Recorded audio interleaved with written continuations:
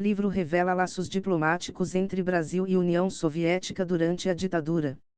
Por Lourival Santana. A União Soviética pressionou em 1964 o recém-instalado regime militar a não abrigar no Brasil um governo cubano no exílio, de oposição a Fidel Castro. A revelação está no novo livro do diplomata brasileiro Henri Carreres, A Gestão de Vasco Leitão da Cunha no Itamaraty e a Política Externa Brasileira, que reúne, em 2 volumes, 170 documentos do período entre 1964 e 1965, muitos deles originalmente sigilosos. Na insólita data de 30 de dezembro de 1964, o diplomata Celso Diniz, chefe da divisão de Europa Oriental no Itamaraty, foi convidado para um almoço na Embaixada Soviética. De acordo com memorando secreto assinado por Diniz, o embaixador da URSS no Brasil, Andrei Fomin, declarou-se seriamente preocupado com as especulações ultimamente veiculadas pela imprensa brasileira sobre a possibilidade de constituição de um governo cubano no exílio, com sede no Brasil. Fomin advertiu que tal iniciativa seria certamente interpretada como uma agressão ao campo socialista, com gravíssimas repercussões internacionais. Se isso se concretizasse, os países socialistas poderiam ver-se compelidos, por força do princípio de solidariedade, a interromper suas relações com os países que viessem a apoiar tal governo no exílio, e mesmo a tomar outras medidas mais sérias, em retaliação. O chanceler Leitão da Cunha havia se reunido em 17 de dezembro de 1964, em Washington, com o ex-presidente cubano Carlos Prío Socarrás, que exortou o Brasil a reconhecer um governo cubano no exílio. Socarrás foi deposto em 1952 por Fulgêncio Baptista, por sua vez derrubado pela Revolução Cubana em 1º de janeiro de 1959. Leitão da Cunha conhecia bem Cuba, ele era embaixador em Havana na época da Revolução, pela qual manifestou simpatia, inicialmente.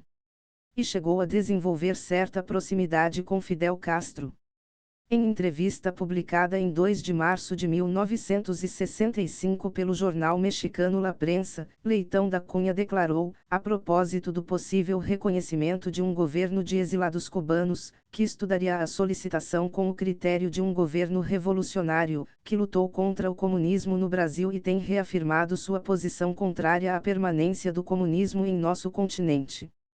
2 semanas depois, em entrevista ao Jornal do Brasil, o escritor Rubem Braga criticou o chanceler pela dúbia complacência com que ele encara a possibilidade de se instalar no Brasil um governo cubano de exílio.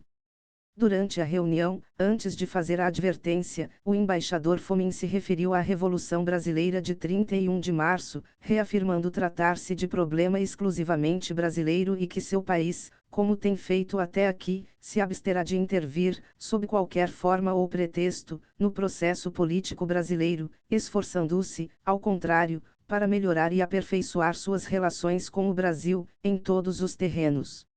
O golpe militar teve como objetivo declarado evitar que o Brasil sucumbisse ao comunismo e se tornasse mais um satélite da União Soviética, a exemplo do que havia acontecido com Cuba. Entretanto, o governo brasileiro demonstrou preocupação em não romper com a chamada cortina de ferro. Mais que isso, houve uma decepção gradual com a falta de engajamento dos Estados Unidos nas questões latino-americanas, enquanto a Guerra do Vietnã consumia as energias das políticas externa e de defesa americana. A realidade do relacionamento não se mostrou à altura das expectativas do governo brasileiro, observa Carreres. Em 1965, o presidente Humberto Castelo Branco chamou de volta ao Brasil o embaixador em Washington, Juracy Magalhães, político experiente e muito alinhado com o governo.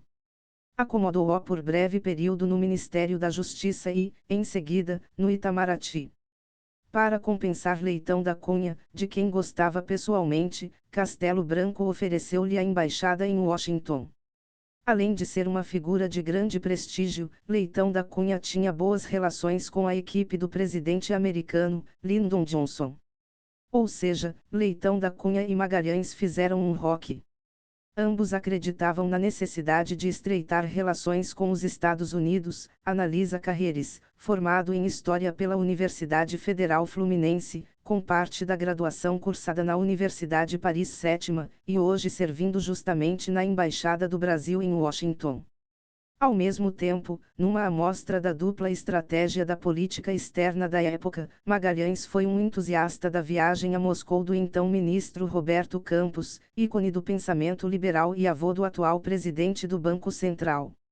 Em 11 de setembro de 1965, Magalhães disse ao presidente Castelo Branco, no Palácio das Laranjeiras: "A missão do ministro do Planejamento em Moscou será, por certo, muito proveitosa. Tanto, talvez, quanto a missão Fulbright, que veio introduzir elementos novos na dinamização das nossas relações com os Estados Unidos." No auge da Guerra Fria, mesmo tendo maior convergência com os Estados Unidos, o regime militar não deixou de cuidar de seus interesses na relação com a superpotência soviética. E vice-versa, a URSS também cultivou o relacionamento com o Brasil. A versão em PDF do livro está disponível gratuitamente nesse link, http://funag.gov.br/biblioteca-nova/produto/37-1151-1.